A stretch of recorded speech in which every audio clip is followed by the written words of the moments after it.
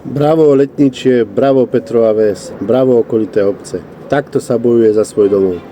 Za mojej éry, za tých 70 rokov, čo tam žijem, vám poviem na rovinu, že tak jasne dopadli, teda na celém Slovensku, že tak ste rozbili republiku vašimi vrtulama, že to ešte tady sem nechali. Ľudí tak rozhádali, ľudí tak jediná miesta na celém Slovensku.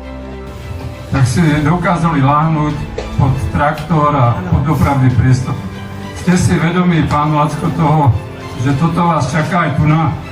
Že to dospeje k tomu, že tí ľudia budú brániť svoje obydlia, budú brániť svoj životný priestor.